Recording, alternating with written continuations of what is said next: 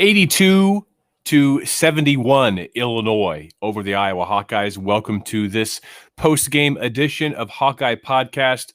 Iowa falling to Illinois in the semifinals of the Big Ten basketball tournament. And I wish I could say that I was surprised, but I'm really not. Those of you that were on the program last night with Marc Morehouse and myself, and Marc joins us right now on a birthday Saturday for Marc. Happy birthday. Thank you, sir. Thank you, sir. Appreciate it. It's one of those days where everybody's out there saying happy birthday, and by the end of the day, it's exhausting. Well, I haven't had a beer yet, but after that game, I'm going to need one. Everything you said about the Illinois last night turned out to be true. The Curbelo kid, wow.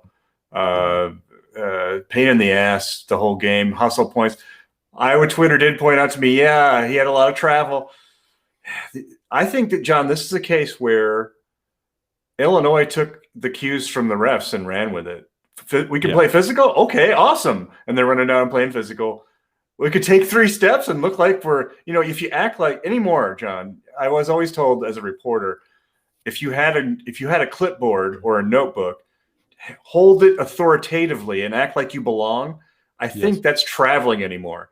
If you just, hey, I wasn't traveling. You just act like we weren't traveling. Well, it's all good. Right. So right. I don't want to go off too much on officials because Illinois was really good. Absolutely. And that's the first thing that I want to say. Last night when we were talking, I expected that Iowa was probably going to lose this game by somewhere between 8 to 12 points, if not more. I thought there was a chance that Iowa would get housed because I think that Illinois is playing better than any team in the country right now. This is the Illinois team that I thought we would see when I made them my preseason pick to win the Big Ten and my preseason pick to win the national championship. They're playing like that right now. And if Coburn is going to be allowed to explore the space the way that he did, ain't nobody going to stop him. He was like a Tyrannosaurus Rex nesting. I mean, this is my house. Everyone else get the hell out. Really impressive game. Curbelo got my attention. Io, I'm just going to try to say it. Just say Io, yeah. Yeah, he just kind of a quiet game, just mainly a pest. But Kofi, man, oh my goodness. Oh, yeah. Oh, you want one of those on your team. You want one of those. You do. Dosunmu with 18 points, 9 assists, 5 turnovers. And so Marc and I both have clearly – Illinois is the better team. Without Jack Nunge, they're really the better team because Nunge was a bit harassing defensively when he was available, but he's not available. I think if these two teams right now played 10 times, Iowa might win 1 or 2, maybe. I think Illinois and Gonzaga are on a level different than anyone else. Maybe Baylor, but Illinois and Gonzaga for sure. I think that next tier, I think Iowa's among that next tier. And I think when Iowa plays in the NCAA tournament, likely with a variety of officials that come from conferences that don't confuse basketball with rugby. And those of you that have been listening and watching and reading me for years know that this is not an excuse tonight. I don't like how the Big Ten allows the game of basket brawl, to be played. I don't like it. It's not aesthetically pleasing, and it's not within the rules of the game how they're written. However, that's what they allowed. Illinois is better than Iowa, and they thumped them. And quite frankly, Marc, Iowa losing that game by 11. Iowa was minus 13 in points off turnovers. Can't have that. At halftime, Illinois was plus 17 in points off turnovers and second chance points. And I couldn't believe that Iowa was as close as they were considering that. Just can't win with that. Iowa was okay at the 3-point arc. After last night, I kind of wondered. And if you look at today's game flat-footed, you look at Iowa going 8 of 24, and you're like, Hawkeyes won by 6. Illinois shot 48%. I think in the first half was over 50 for a long time. All of their shots were in the lane. I mean, they owned the lane. They were much more aggressive. Watching Luka and Kofi go at it was, for me, I like big man play. I like offensive line play. I like big man play. And that was a ballet. I mean, it was beautiful. Those guys and their footwork. I think Luka has been a study in his time at Iowa and how he uses space, how he counters moves, how he feels pressure and reacts. Kofi is that well coached, and then he has that body. So I don't think that's a red flag game, John, at all for Iowa. I think they're going to have problems against number one seeds. Teams that are number one seeds are going to give everyone problems. So no red flags from me. I think Iowa did everything it could. You found out some limitations maybe today. Yeah, there's no doubt. You're exactly right on everything that you said. Iowa, Joe Lunardi tweeted instantly after the game was over, which took into account Illinois' victory over Iowa. Iowa remains in the exact same position where they started the day as the 6th overall seed, one behind Alabama and one ahead of Ohio State. And if Ohio State beats Illinois tomorrow, maybe they jump ahead of Iowa, and Iowa is the 7th overall seed. But that's likely it, folks. I mean, that's what we were talking about last night. That's what I tweeted out this morning before the game was played, that this game, very likely, if Iowa wins or loses, I didn't see Iowa getting to the one line, especially with Michigan losing. If Iowa would have beaten Illinois and then Ohio State, I think they would have been the 5th overall seed. I don't think they would have gotten to the one line. I think that we felt that if Iowa lost, all Iowa had to do was punch their card against Wisconsin, and it was going to be negligible impact the rest of the way to their seed. That's what happened. Iowa ran into the better team, a level of team that they won't see as a 2 seed until at least the Elite 8 round. And right now, I would take Elite 8 depth in the tournament sight unseen. So anyhow, sometimes it's as easy as that, Mark. You can sit here and talk for 2 hours, say the same things. Illinois is just better. Yep. One thing about the officiating that did irk me, and I'm going to use the word irk, the foul on Bohannon that you could hear it toward the end of the first half. He came in and he swatted at a breakaway basket. That official right away started saying to Bohannon, "Don't put your arms up," and he said it repeatedly. He almost got in his face. At that point, hockey in me starts to kick in, and I want to rip his face off, whoever that official is. I'm glad McCaffrey got all up in his business. That guy, and then I'm talking to on Twitter to a guy who officiates high school games where, it's not college, it's not NBA, blah blah blah, but he knows positioning, and that official called that from so far behind the play, and then he got aggressive with the call because he knew he was full of shit, and that really pissed me off.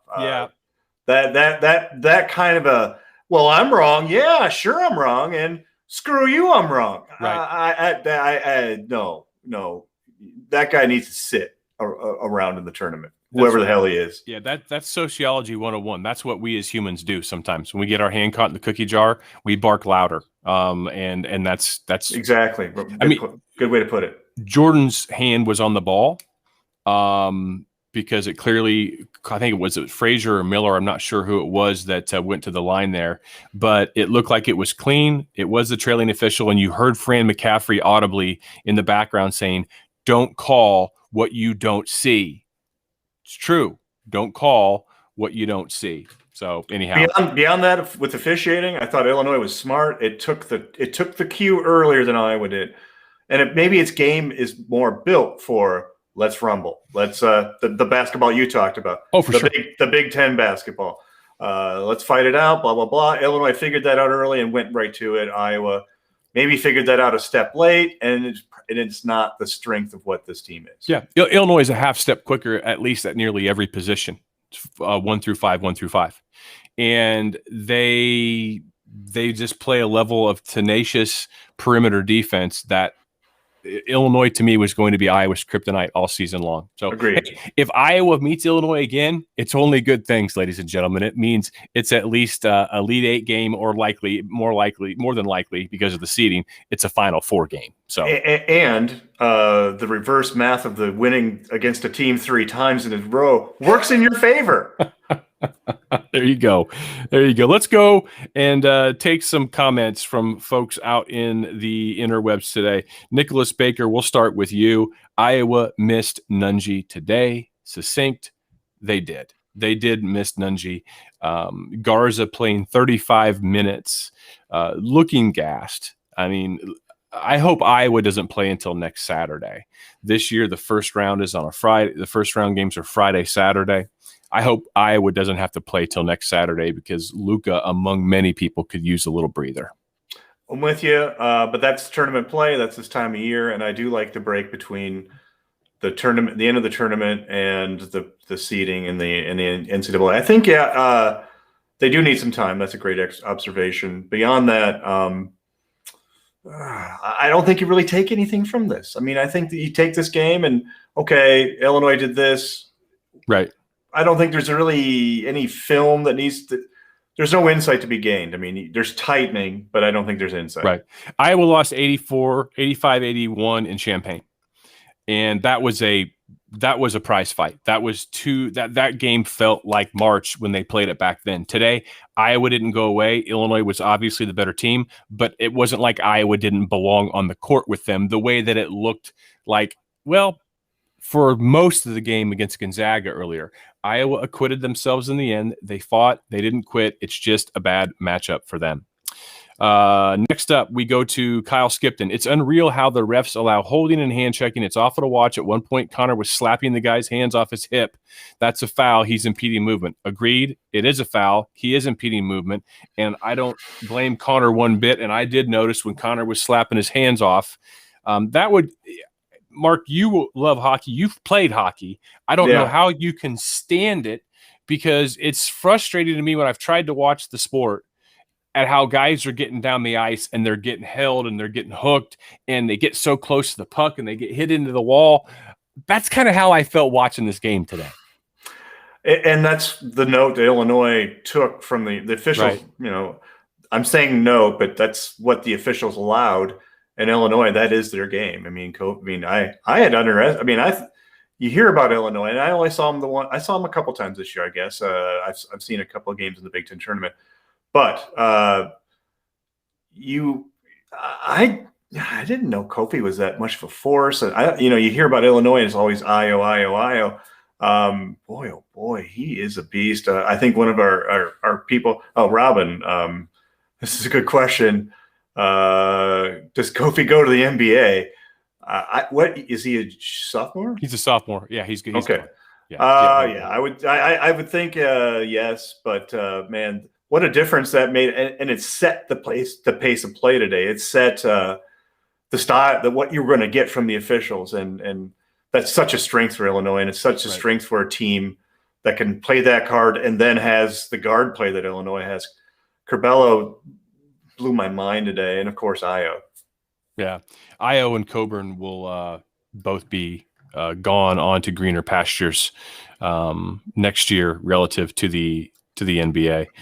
Let's see here. This is from Torque Mason. Illinois is still an outstanding team and probably beats Iowa at least 6 or 7 times out of 10 on neutral floor, but this game could have been considerably closer than it ultimately was. Yes, there were some interesting things, but I do think it comes down to none of what Mark or I are criticizing has anything to do with our beliefs that Illinois is the better basketball team. They just are. Yeah, they were today, and they played much better defense than they did in the Champaign matchup, and that really showed up today. You could tell their younger players, maybe Curbelo, he's freshman, right? Yeah. Maybe you could tell some of their younger players have better defined roles now and are adding to this team. It's a number 1 seed. John, the Illini are number 1 seed. Yeah, when Iowa played them earlier this year, Illinois had just had a couple of losses. They were ranked 14th or 15th in the country. Illinois is now won, I think, 12 of 13, including that over 20-point win at Michigan when Michigan was at full tilt. Livers is not going to be playing for Michigan. That is a different Michigan. That's a heartbreaking thing. The other night, last week, when we were talking about, oh no, we can't play for Iowa the rest of the year and feeling like we'd been potentially gut punched by losing him on the eve of the tournament. That's what Michigan just got with Livers out there. A totally different team without him out there. And again, from Robin Schuster, Perkins had some great minutes today, even losing several guys. And also with Peyton Sanford coming in, the freshmen are going to be a fun group to watch. Yes, they will be. Perkins is one of the best athletes on the team, can jump out of the gym. And it's invaluable minutes that he's getting, that Patrick is getting, that Keegan is getting, Joe is getting. The stages don't get much bigger than that. You're playing against a top 5 ranked opponent in the semifinals of the most talented conference semifinal grouping in the history of college basketball. Never before had you had this many teams that were as highly ranked and projected as 1s or 2 seeds in a conference semifinal in the history of the sport. This may be, it may be one of the top 3 toughest conferences ever. Not like the Big Ten perpetuity. I'm talking 2021 Big Ten. Yeah, I know that 1985 Big East had number 1 Georgetown, number 1 St. John's. Villanova was an 8 seed, but they won the championship. But going into the tournament with the seeding the Big Ten has, it's among the best of the best. I would say this: we're a couple of podcasts away, hopefully many podcasts away from actually talking about Iowa basketball next year. Right. But today, in today's moment, I like that McCaffrey kept with the substitutions. I think they were probably reaching for something to match Illinois' speed, but I like that they stayed with Patrick. They used Perkins. They used a lot of young guys, and I think that will pay dividends. Yep. It'll be a different looking team next year. I mean, it will. There's going to be a lot. They don't have a big man like Luka. I think they still need somebody who can be a little. Today, I think I tweeted my kingdom for an Ed Horton lookalike. I think Iowa, if you're in the Big Ten, you're going to have officiating like today. You're going to have players like Kofi. You need to match that up. You need to knuckle that up. Luka is a load, and he was great. He's been great. You just they brought in J.O. at the end. Gundelay at the end. And I think those minutes are important, but he's going to need help next year.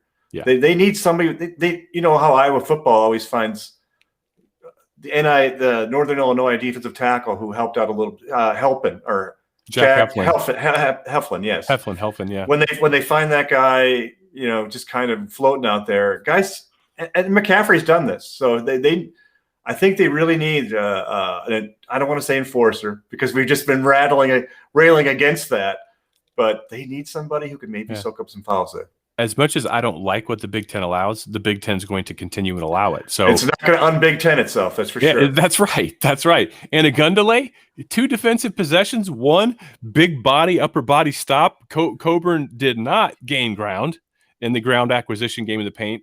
A Gundelay stopped him, forced a bad shot. Coburn missed it. Then the next trip down, a Gundelay again got into Coburn. They called a foul on him, debatable. But and then Coburn missed 1 of 2. So 2 really good possessions for a Gundelay there right before the half. So those are things that you can put in your tank that you can remember. I was just sitting there chuckling to myself. A Gundelay's just sitting there on the bench like he normally does. And here it is against Illinois on a CBS game. And Fran turns around. Josh, you're in. I mean, just think of the willies going through that guy's stomach when all that adrenaline hits him that he wasn't probably expecting that call at that point in time. Google sometime Google Andy Heyman. He was a wrestler at Iowa. He played football at City High. He was Vision Quest, Shoot. He was Shoot. Yes. Except I think bigger and stronger. Mm-hmm. Yeah, I had to play football against him, John. They put me in the game and I'm like, oh, my arm. Yeah. You kind of do swallow your gum a little bit before you go in there. You do. Twitter question from I'm sorry, go ahead. Happened to me against John Osendorf of West Liberty. I was on a special teams and he was on the other side. And after we got hammered and they blocked the PAT, they didn't have me and my other friends on special teams anymore that game. Question from Andy. Got to get CGF going. He struggled today. He did. You know what? It's hard for me, it's hard to kind of put a clock to Frederick. Hurts along, in and out of the lineup. He's getting more minutes now. I think that's a huge positive. And I think he's kind of feeling. I mean, he is he can attack from the wing. He is as close to this team has to an Aaron White, in my opinion. Somebody who can get to the rim from the wing. I like that. And he was feeling that out today. You know, it hurts him a little bit today when he's sort of figuring it out, but they still hung in it. I agree. Get CJF going a little bit. I maybe hang him out of the arc a little more, have him shoot a little more, but I just like him getting activated. Right. Yeah, I agree. I want to bring something up here. This is a personal. DJ Earl E. out on the West Coast. My man Nate, known him since the 3rd grade, and he is actually a DJ out on the West Coast. Was he in that special teams unit with you? He was not. This was what this was later. I think Nate had moved over to one of the Iowa City schools by that point in time. But he and I used to just sit in his basement and make mixtapes and make recordings and things of that nature. And he actually became a DJ. And I'm going to throw this one up real quick just for personal purposes. Does this, where's that at? Right there. Does this tape recorder look familiar to you, Nate? That was the one. That was his tape recorder back in the day. All right. Anyway, Nate DJ Early says Illinois playing with so much confidence. Yes, they are playing like a 1 seed. I saw it yesterday when they played against Rutgers. I don't know if you watched any of that game, Mark, but I did. Oh, snap. This team's playing like March smells. They have it. This team has the eye of the tiger. Rutgers, they might be bubble team now. I think they're probably 8-9-ish. I think they're a solid Tourney team, and Illinois brushed them off like dandruff. I mean, it was just goodbye, boys. That was it. And so you're right. Illinois is dialed in. Today is a lot about Illinois. Right. Yep. Indeed. And Dalton Cody says, does Illinois have a limited run in the tourney if they can't defend without hand checking? I think that Illinois is athletic enough and has that lateral quickness, quick twitch enough on the perimeter that they can adapt. But yeah, well, that's always the thing with the NCAA tournament. What conferences refs are you going to get, and what are they going to allow, and what won't they allow? I think a better. Go ahead, man. No. I think a better question there, John, is what needs to happen for the Big Ten to go, oh my goodness, we really need to revamp. We need to break things. We need to take the officiating down to the studs and rebuild it.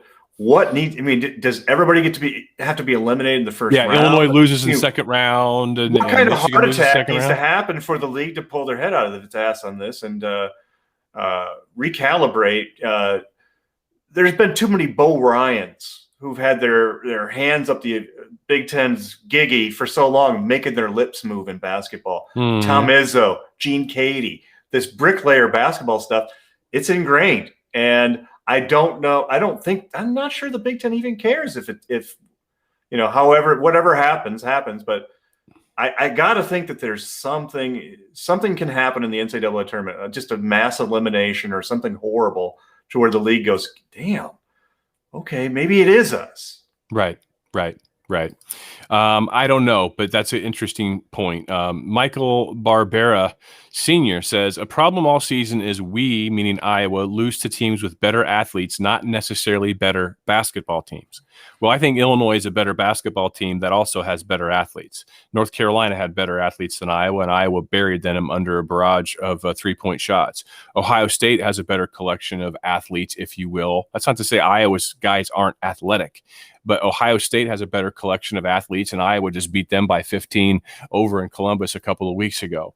Iowa lost by 4 at Illinois. Iowa lost by 11 today. So I think Iowa is absolutely a 2 seed based upon what I've seen this year, based upon Iowa having played one of the most difficult schedules in the nation. Michigan was really the only team that blew them out of the water all season long, even though things were teetering on that against Gonzaga. Iowa's played some really good teams. Iowa's played now 21-7, 21-8, 29 games. And I think Iowa has played 15 quad one opponents in 29 games. Iowa's played a lot of good teams. Yeah, and I kind of agree with Michael, but that's always the first thing anyone says about Iowa after a loss. Oh, the other team was athletic. I think Iowa is a good enough team this year, with enough senior leadership, with enough confidence in itself, enough older players who know who they are and who aren't going to try to do too much, to where it can overcome that. It has overcome that quite a few times. It is the easiest thing you can say after an Iowa loss. It's not necessarily wrong. Okay. This is from Robin Schuster again, and I love this. Is the Big Ten tournament potentially as tough as the Final Four will be? 4 top 10 teams in the semis. I'll say this right now. I'll wager this. If you take the seeds of what the eventual Final Four is and add them together. So if Gonzaga is a 1 seed, that's 1 point. Say Illinois gets there, that's 2 points. Say then 2 other 2 seeds get there, that's a total of 6 points if you add their seeds. Iowa, Illinois, Michigan, and Ohio State are going to add up to 6 if you add their ultimate NCAA seed together. I will wager you right now that the ultimate Final Four will have a higher combined seed number than 6. So I think yes, Robin. What do you think, Mark? Unless my math totally screwed you up. A little bit. Math, I'm horrible at math, but I would agree just on face, just on rankings and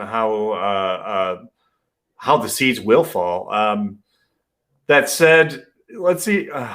Going back to what somebody else said, let's see how the Big Ten's teams do with neutral officiating. But I think just on his face, that was a nasty ass Final Four in the Big Ten. There's no question. I did allow myself to believe that after Ohio State upset Michigan, which was closer than I thought it would be without Livers.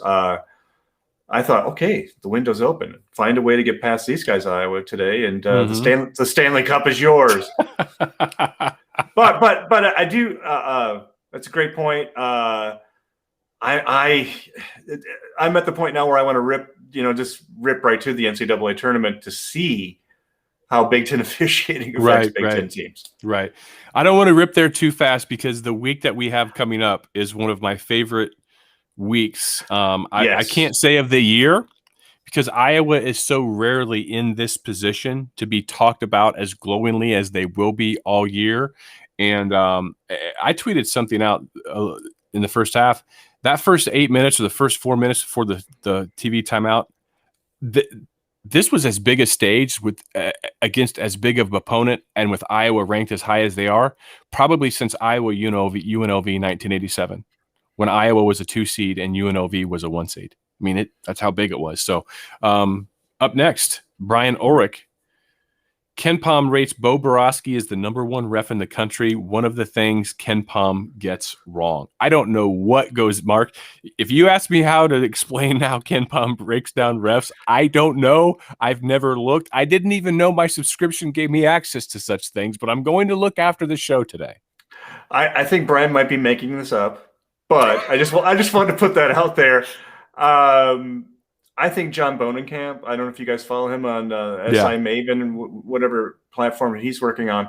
I've been on a few podcasts with John, and his knowledge of refereeing in the Midwest, he covers a lot of Western Illinois, a lot of whatever league that is, Horizon League. So he knows the refs, and I kept telling John, you know what, you should start a website. The betting people would be all over it, John. But why Bo Borowski?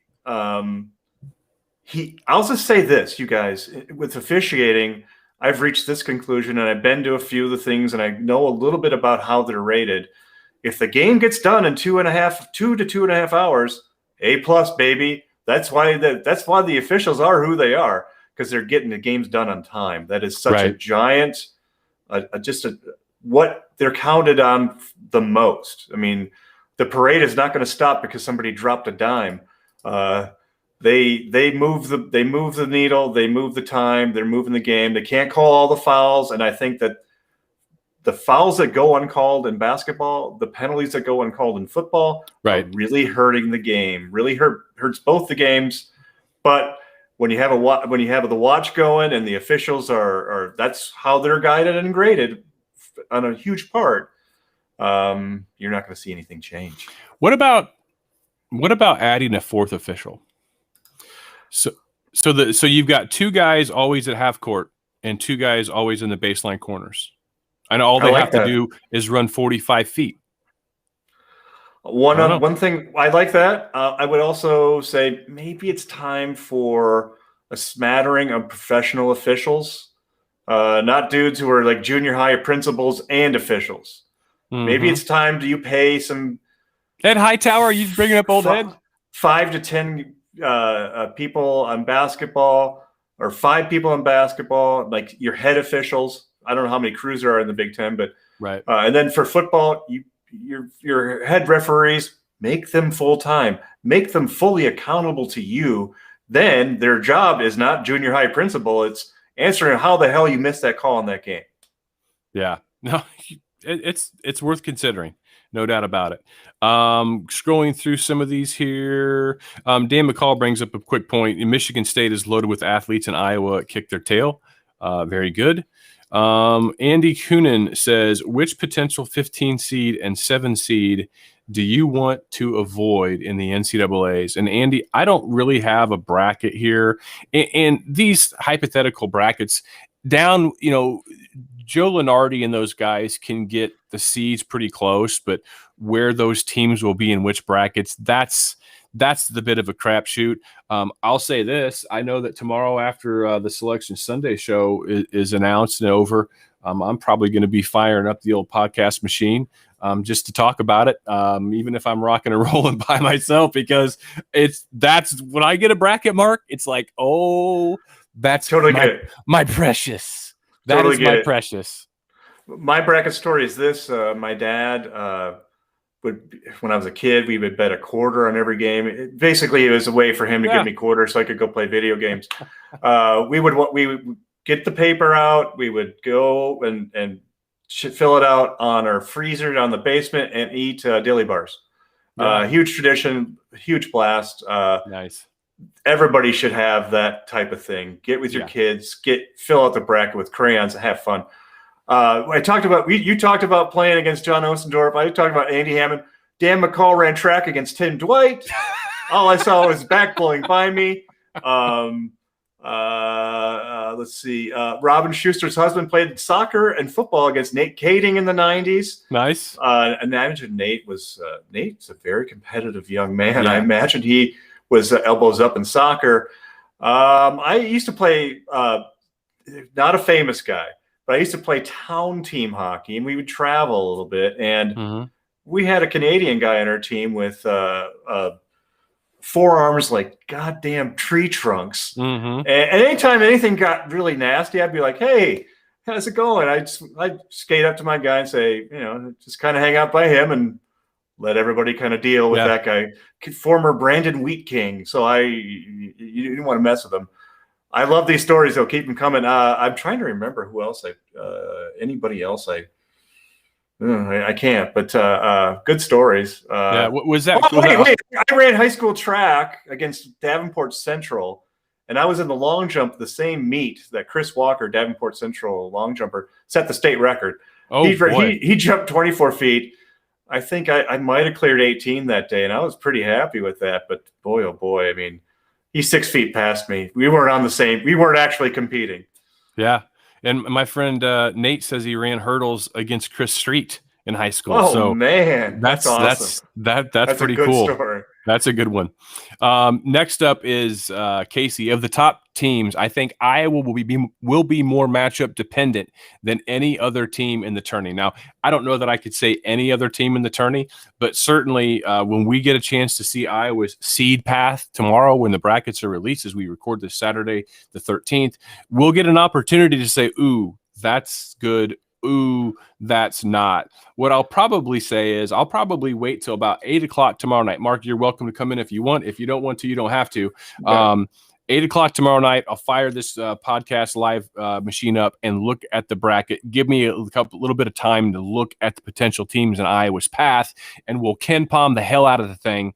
But yeah, it'll be interesting to see what kind of matchups that they have. I don't think Casey's wrong. I think your team, I think Iowa is a tougher team than people give them credit for. You look at how just Bohannon's cussedness. These guys aren't backing down. So give them a little more credit than more matchup dependent than any team in the tournament. Mm-hmm. They are not that bad. They are not held hostage by matchup. But everybody can certainly benefit from good matchups, right? From favorable matchups. So I wouldn't be that extreme with that thought, but it's not wrong. Right. Lindsay Tetrick says, "What do you think about Toussaint's minutes?" He played 6 tonight, and this was as off as he's looked since about a half a month ago or so ago. I brought it up last night, and I brought it up every time. Joe is going to have to learn to turn it back from 11. And if Joe's at 10, he can still blow by people. He just sometimes gets in that out of control mode, and that's not good for anyone. It's like the episode of the original Star Trek series where one of the members of the crew was operating their life in super fast time, and all the crew members could ever hear was like, but that was because a crew member had been sped up to super fast time. That's Toussaint. He's just sped up to super fast time. And I think he'll get there. And when he gets there, that's going to mean really, really, really good things for Iowa when he gets to that point in time where he lets the game come to him. Sorry, I had to shut the bathroom door. Tries a little easier. Yes. Well, I think a lot of times Joe he internalizes this game situation. He wants to score a 14-point basket. I get that. I think he's just basically embodying what the team is feeling. And I like the poise of this team. When you have a senior type leader team, I love its poise in the most part.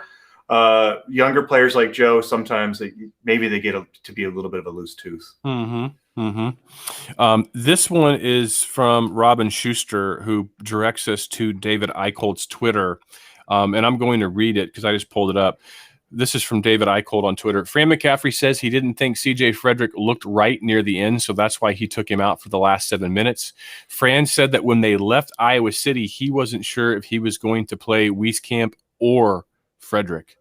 Hope Iowa plays on Saturday. Okay, then Iowa would be really matchup dependent at that point. Yes, that's how they get matchup dependent. Absolutely. That's if you have two Pistons like that out, well, yeah. John, Go ahead. David Eicholt also tweeted from Connor McCaffrey saying, quote, after the game, when you play games with Illinois, it's going to be more physical. It's just the way it is. I don't think there was much more the refs could have done. Curbelo in his post game said that was a Final Four game. So I thought that was interesting. Yeah. John, I'm picking this question from Mike. I don't know the answers to this. I'm hoping you do. Is NCAA open for 20 to 25% crowds? How will tickets be distributed? Illinois, Purdue, Ohio State, whoever is close will have some home court advantage. Maybe. I don't see the crowds getting to be much more than what they were today. If this were in June, unfortunately it's not, I think there'd be 40 to 50% crowds, but I'm not sure crowd will matter, but I got to say, John, I could hear it the last couple of days. I feel like somehow Iowa was the bad guy against Wisconsin, which I don't know how the hell that happened. Because Illinois fans were sticking around, and Illinois fans hate Iowa. That's it. There you go. That's and they were chanting Io at Garza when he was on the free throw line, saying Io's MVP. So there was juice. There was juice in the air, even with allegedly 8,000 people in there. So, yes, the NCAA is going to allow fans in up to 25% capacity. Now, that's an interesting number when you're talking about Lucas Oil Stadium set for there's 2 courts in the pitch right now. There's one court on the other side of the court that you couldn't see today. They're going to be playing 2 courts at one time in the same cavernous building, in addition to Hinkle Fieldhouse, in addition to the Pacers court down the road, in addition to Assembly Hall. I think even Mackey Arena. So they're using arenas in and around central Indiana, but 25% will be the capacity. So say you get a game that's at Assembly Hall in Indiana, their max attendance is 17,000-ish. So you're talking about 4,500 people. 4,500 people is going to sound a lot louder than 8,000 sounded at Lucas Oil Stadium. I would agree with that. Yeah, and we're getting some more. I played against this guy in high school, Chris on Twitter's. He played football against Chris Street. He said it was kind of wild seeing a 6'8", 6'10" quarterback. Yeah, quarterback. Bizarro Max learns guitar. I once knocked Matt Matheny's son on his ass during a public skate in Chesterfield. I thought Matheny was going to kill me. Dalton played football with Alan Lazard. Andy Cannon played against Rafe in high school. He held him to 38. Yeah, well done, Andy. Well done. Hey, Andy, that's way better than I could do. There's a graveyard full of people who didn't do that with Rafe. So I think, Mark, we've kind of hit the end of the momentum of what I see over in the chat. Do you have any additional comments, observations, or thoughts you want to add to this one? I'll be with you tomorrow on the podcast. I think it's fun to talk about. I think here Dalton played against Keegan Render. Talk about the round mound of rebound in basketball. Yes. And I want to see the seed. And hey, I'm not disagreeing with people out there saying matchup dependent. We'll be able to talk about it. We'll be able to know what it is and map it out. For me, I always take this angle.